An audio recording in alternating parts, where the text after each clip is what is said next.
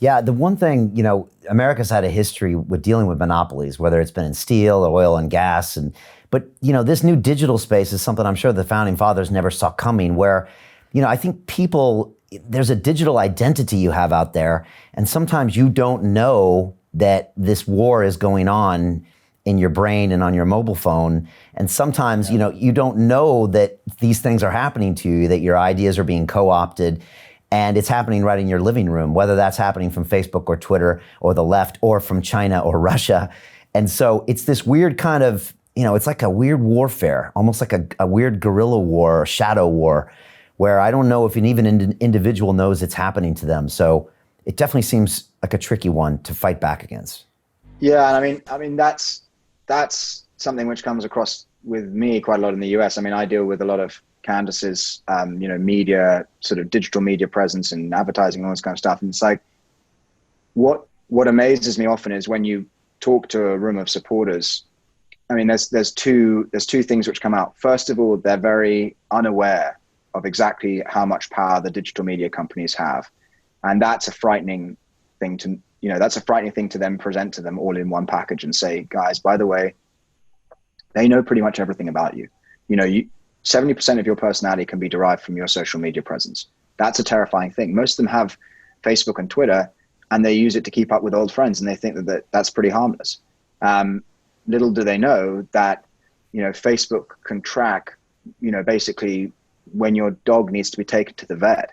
It's a terrifying amount of data which you input into those platforms and which they then take away and will sell to other people. So, I mean, that's the first step. Those people don't know what's going on. The second step is also that, when it comes to dealing with social media, people are volunteering that information. That they are actually saying, I want to give this information away. And as a result, they think that it's totally harmless going into a system which is benevolent. And of course, at the end of the day, actually, the social media giants are then dictating what will and won't be fed back to kind of the political campaigns, the political machines, what adverts you're going to see, how many times a pop-up button is going to appear saying, support this candidate, don't support this candidate, this person's evil, here's some news you may not have seen. So when you start digitalizing that whole, basically all information, and you're quite right, the founding fathers would have never had any idea that this much information was going to be presented, to a few people in Silicon Valley. At the end of the day, it's a terrifying monopoly of information. And you never had a monopoly of information before. You've had a monopoly of, as you said, steel, you've had a monopoly of oil and gas, and those are resources that everyone has to consume, which is why it's very easy for the government to come in and say, we're going to break up this monopoly. When it's a monopoly of information, it's such a quagmire you end up in, because you then say, well, how is information, when do you have too much information? When do you have too little information? Where does the line get drawn with information? It's not like I'm producing a million barrels of oil a day. That's too much. It's, I actually know 85% of your personality. Is that too much? Is 60% too much? So that's why it's got the US in such a pickle. And the other thing, which also is worth bearing in mind, is that 10 years ago this was not the situation. It's changed so much in 10 years, and that's become really difficult for a lot of people to understand, especially in the conservative world. Which is that 10 years ago, did we need to break up Facebook and Google? Probably not. Because it was they didn't have as much power as they did. And so the fight was left absent. It was said, well, we just don't have as much concern about this.